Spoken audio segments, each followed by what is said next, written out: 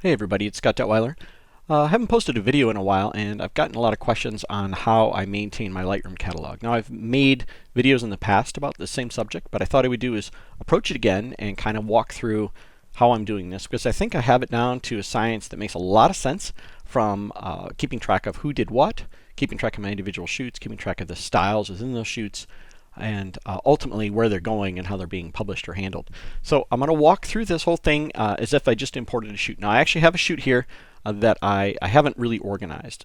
So these aren't going to publication, at least not right away, so I don't mind showing these through in the raws. But so what I have here is I have the day as it was imported into Lightroom. So when I use the Lightroom import, I put everything inside of a year. So my 2015 images, I don't know what this other folder is in here for, that's kind of goofy, but there should be 1 year folder. And I keep my catalog by year. So I have one catalog for each year, otherwise it gets a little slow. And so then I import them by date. So it's just the year, month, date. Once that's done and it's imported, I will rename it. Now, I name them usually according to what it is that we did that day. This actually had a name. This is called the Sin Day Play Day, as the organization or the person that put it together called it. So I'm just going to leave that same name and use that because I'll remember it. That's the name of this day. A lot of these first shots here were me goofing around inside of the location, which is an old church. So if you see a bunch of these here, they're kind of just shots of the environment. There's a few more random ones throughout here, but there's not too many more, I don't think. No, okay. So just at the beginning, there's a few of those. So what I'm going to do is once I select those, I'm going to create a folder. I'm going to call this, these are just abandoned. So I just called abandoned and include selected photos. And that will do is it will create a subfolder within this with those files. Now, nothing changed here, and you can affect that by undoing this, show photos and subfolders. If I turn that off, you can see those are now gone. I kind of like to do that initially so I get everything organized. So let's work with, let's find one I know. So let's do Lunaria here. So I'm going to take her, and she's wearing like a rope dress thing. So I would call this Lunaria. That's the name of the model. And rope dress. Include selected photos. Now, while I'm on the subject, I'm going to go and I'm going to actually select these pictures. So see, they're all nice in here, and I can kind of see what I'm doing. And I go over here to my my keywords, just like everybody has keywords. And let's see, I believe I'm looking at my credit list off the side here.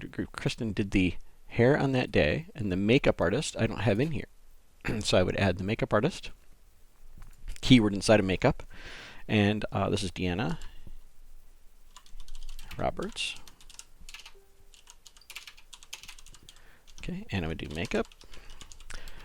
And the reason I do this is because this is the way that Lightroom likes to work. So this is, in fact, all major keywording systems use the same mechanism.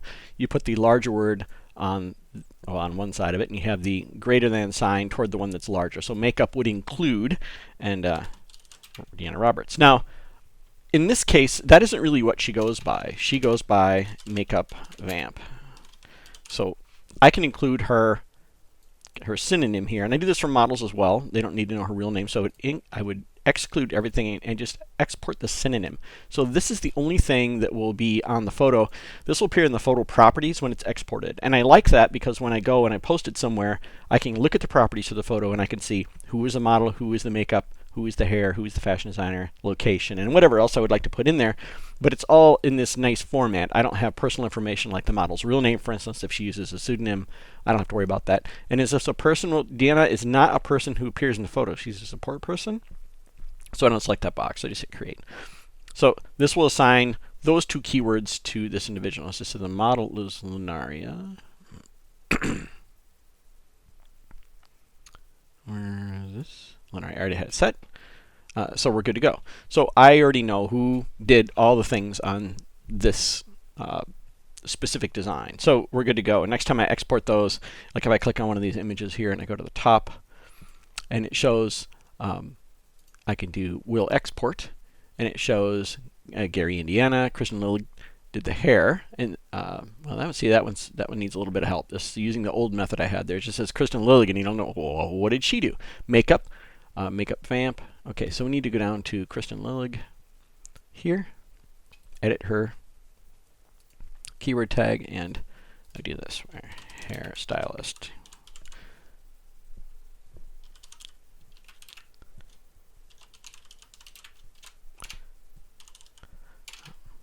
Let me help if I could type. Now the reason I do it this way is this word here, hairstylist, matches this word here. So if I were to import this photo later for some odd reason, all these credits and everything line up, and it will actually find this keyword and check it and include it. Again, I would export just a synonym, and again, she is not a person. So let's double check. These don't refresh automatically, which is kind of annoying. Kristen Lilligan and Makeup Vamp. Okay, those all look good. Oh, it looks like Lunaria. Yep, Lunaria is the model. So model, Lunaria, North America, US. So this is all good. So these are, I guess I'll go back to this, and I just keep going. So as I do each one of these, this is all one specific. So I can say, create a folder.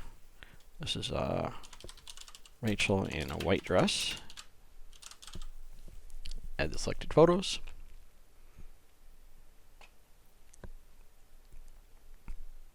And this is keeping me nice and organized. I see one of those is red, and I'm going to talk about that in a second here. So don't go anywhere. If you're thinking, well, I got this now, can you move along? We'll get there. So if I go back to Rachel in a white dress, and select all the photos. And I could have done this obviously before I moved her, but so go for the models. Rachel Lauren's already checked. Just double check it. Yep, model. And see, this is backwards. This is some of these I didn't know before I did it how that's supposed to work. So I want this to use the word models is greater than, so Rachel is a part of models, and import the synonym, and Rachel is indeed a person. This will work with the new face recognition system inside of Lightroom. So if you check person, it now knows that Rachel is indeed a person. And if we went through and did this whole face finding thing, it would locate her and figure out who she is. But right now it's kind of a pain in the butt, so we're not going to deal with that. Now I have 3 of these that did not move for some reason. I must have missed them. So I just pick them up and move them like that. And these are actually Lunaria in the rope dress again, but these must have been later. For some reason I took them a little bit later. So I'm just going to highlight all those, pick them up, and move them into that same folder. So once I get the shoot organized, I can immediately glance at my list over here and go, okay, I'm looking for a picture from that day I was in Gary for the Cinday play day, and I need the picture of Lunaria in the white dress. Well, boom, I can find all those pictures easy. So I won't do the rest of these right now, but you get the idea. So let's actually talk about what picture I want to show you. Let's do these of Jane. So I have pictures of Jane here, and I'm just going to do these quickly. So say create a photo. So it says Jane in pink dress. And if you wanted to break it down further, you could do sitting and standing and all that kind of stuff. But I really think that is a lot of work. And I'm not really going to, I don't need to break it down that far. For my needs, this is good enough for me. So Jane in a pink dress. So we highlight all these. I think you got this by now, but I'm just going to do this last one, then we'll move on. So again, Jane, just check the keyword, and this models, Jane. And the reason I do this whole synonym thing is because, like we saw a second ago, when the keywords are exported from Lightroom, they're all over the place. You know, it might say model, makeup, hairstylist, and then 3 names. It doesn't put them in the order you want them exported, and I find that really annoying. This is also a person. And she goes by Jane Love, so we're going to put Jane Love. That's the way it exports in a way that makes sense for her. And then Kristen did the hair, I believe. Cisneros was the MUA. So I find my makeup artists. Christina Cisneros is on my list. I need to add her. So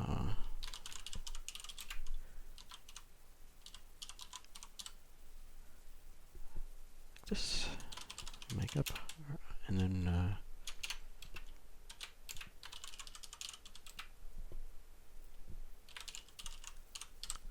Cisneros. She's not a person. We'll export only the synonyms. Done. Okay, now, now what do we do? Now we got to, let's say we did the whole shoot and we got everything all organized. And you see I got 344 photos to go, but I bet you there's only 2 more folders left in that whole darn thing. Now what do I do? All right, so now, and you're going to get to see a lot of raws here, so I apologize for the dust that you're about to see, but you get the idea. So I go through and I look at each picture, and I'm not evaluating any of this kind of stuff. I mean, I check to see if the exposure is proper, and all these should be proper. The color balance may be off because the camera's not trying to, it's figuring out its environment in an odd way, but remember that your white balance is actually part of the metadata for the RAW. It is not in the RAW itself. So you can always change your color balance later. It doesn't matter. So if I want the color balance better, I can find one that'll meet my needs, and it isn't altering the photo. Now, if you're a JPEG shooter, you're out of luck. Your camera's already made the decision as to what your white balance is going to be, and that's all. That's all she wrote. So what I'm going to do is I'm going to go through, and I could probably do this in library mode to be a little easier. And I do is I see the stars at the bottom, and I rate the picture. So this is a 5. And I like this one. It's not as good as the other one. It's a little bit different pose, so I maybe that a 4. I don't like the pose on that one. This is nice, so I'll give that a 5. And you see that I've kind of gone through and rated these. So I like some of the weirder poses too. Sometimes a pose just strikes me as interesting. That one's really nice, but it's a 4, and the reason it's a 4 is because this one, let's just say this one, is the neighbor of this one, and this shot is just better because of the eye contact. There's nothing wrong with this shot. I mean, it's decent. So I would say, is it a 5 or is it a 4? I could say it's a 5, but now I have 2 shots very similar that are both 5s. What are you going to do? So what I would do is I would make this one red. Now, red actually equates to something over here in my Lightroom catalog. I have a to-do list, and these are all images that are red in my catalog somewhere buried, through the whole year. There are 245 images that I really like and I need to finish up. Then at the bottom is a works in progress one, which I'm not going to click on. You see there are 9 images, and I'll talk about that. So I do is I go through these and I star rate them all, every one of them. And when I'm done, I look and see, are there any that aren't star rated? That's a very easy way to see if I missed something in my catalog, because it is possible that I have missed a few pictures. So you can actually go down here and say that I'm looking for the unrated images only, and well, look at that, there are a few that are on here. So I can go through and I can rate those, which I'll do at another time. But so you get the idea. That is how I make sure that every photo is cataloged, properly credited, and when it's exported, obviously I'm going to see all the information about it, so I can see this makeup. Christina did that. Sophia did the wardrobe. Jane Love was the model. And I need to get the makeup artist credited on here too, which is also Deanna. So I'll do that real fast. Makeup. Oh, I'm sorry. The hairstylist was, 2 seconds here. Kristen. So Kristen. Then I'll apply them all. Now, you'd think you applied them all. Here's something goofy about Lightroom. If you have them selected like this, it applied only to this one image. You have to go to the grid view first, and you see it only has, it's saying part of these are selected for this keyword. You got to make sure you're in grid view when you check this box. So there. Now all of these will be the correct export. All right. So now we go back. We can say, okay, we only want to see the red images from a shoot. And hopefully you have more than one, and I'm sure that I will. You can also say, give me the ones that are red and 5 stars, or just 5 stars. So now this is a little more helpful. I can go back and say, what are these ones I really like? So I can say, let's say I really like that one. I'll make that one red. I'm just hitting the number 6 on my keypad. That one is very nice. This one is nice. I think these are 2 very similar ones, either they're different directions. Don't see the back muscles on this one. This is on just a much better angle. So again, I like this photo a lot. This photo is a nice close-up, and that one is pretty interesting as well. So I can kind of make a decision. I'll say I like that one, and I like this one. So now I have all my red photos. What I'll do is I'll go ahead and click on my to-do. I'll pick a red photo out, and I'll start to work on it. Once I'm done working on it, when I'm done, I'll have 3 versions. And the reason I have 3 is because Lightroom is a horrible keywording mechanism, or I should say watermarking mechanism is terrible. Capture One is a much better mechanism for that, but I'm not going to go into that today. Capture One will be an entirely separate video on workflow. This is just for your digital asset management. So Capture One is an absolutely terrible tool for that, in my opinion. It's beyond bad. In fact, they have a separate product but the separate product can actually write to the read-only raw files, which can corrupt them, and I've been there. I'm never going to use that again, but that's a solid endorsement for that product. Although the Capture One product itself is very good, a bit buggy, but an excellent editor, raw editor, and raw converter, way better than Adobe Camera Raw. But anyway, I digress. All right, so I'm going to work on these red photos. Once I'm done with it, now to make it a work in progress, I would color it yellow. And notice these have the default names of them. It's just because I know over time what I like. There is an option inside of Lightroom to name these, like red would be to do and yellow would be work in progress, or wherever you want. Note that you need to do that before you go gung-ho and start labeling or color coding all your pictures, because if you rename it, Lightroom conveniently goes through and removes all of your tags from every image. So you start out with no colors again. So if you've done all this work, you can't go back and rename these colors. You're screwed. So just realize that once you start going, you got to leave them in. I don't care. I know enough now about my colors. I don't really care. So I can color it yellow, which means I'm currently working on it and it's a work in progress. So I can quickly see what's going on. Once it's done, I color it blue. Now blues are my raw originals that have a finished product. I know that may seem kind of weird as to why I care to keep track of that, but more than one time someone has said, I want to see the before and after for this. A client may say, what did you alter? I need the before and after. I can select blue and I select purple. Purple is the unbranded or watermark, if you will. I use it as a brand, not as a protecting mechanism. I use it as a kind of, hey, this is work that I have done mechanism. So purple is interesting because you can't bind, that I'm aware of, a number to that color. You have to actually go to set color label and click on purple. So it's a very purposeful thing, and I kind of like that. So it's kind of like a, I'm done with this picture officially now. And then the green one is simply an edit of the purple one. So I just click on edit, Control E by the way, and edit a copy with Lightroom adjustments. So it's a one layer file with a watermark or brand applied to it. You see this is the only difference. So I have my greens, my purples, and my blues. So I can immediately go to my catalog and say, give me all of my watermarked images for the entire year, and boom, there all the green pictures are good to go. Now there's some pretty cool things you can do with this that may not be immediately obvious, and I'm going to go to my talent downloads here. So I have this talent downloads folder, and I'm using I'm a big Zenfolio nut, by the way. So this is a Zenfolio plugin because you can get all the comments and stuff on images can all come in. But if I go in here and I edit the Smart Gallery, you see that it is where the keyword contains Color Law, because that is her name and she's the makeup artist I do a lot of work with, and the label color is green. That means that this folder contains every image that Color Law is credited in that is a branded image. And now I can just let Lightroom keep track of what those are and then publish these to Zenfolio, and she has a password and a login so she can go and get her versions of the images for her portfolio. So it doesn't require any work on my part to make sure that they get their cut sheets from the different shoots. I can just make sure that they have the ability to have a login to my Zenfolio account so they can go get their branded versions, download whatever size that they need for their personal promotion, because that's the deal. They work with you as a team to create some of these things. You have to make sure you get them those pictures. That's something I've obviously recently started because you don't see too many over there, but it's a really slick way to make sure you have everything organized. By the way, this is one of our hairstylists for the day. I just liked her, so I took a picture of her. So that's kind of it. In a nutshell, that's how I do everything. I keep track of where I am by knowing my stars and my colors. I can see here that there are 3 pictures in this set that I think are unique enough. And I have some others here that I haven't starred yet, so I'll have to go through. Those are all headshots. Try and make sure I get headshots for hair and makeup, because you can't appreciate the hair and makeup from this distance. You see, well, it's a really nice shot, but what did her makeup look like? Well, it's not real obvious, and that's not as great for their portfolio. So I'm trying to help them out at the same time, keep track of everything, and make sure that everybody has what they need.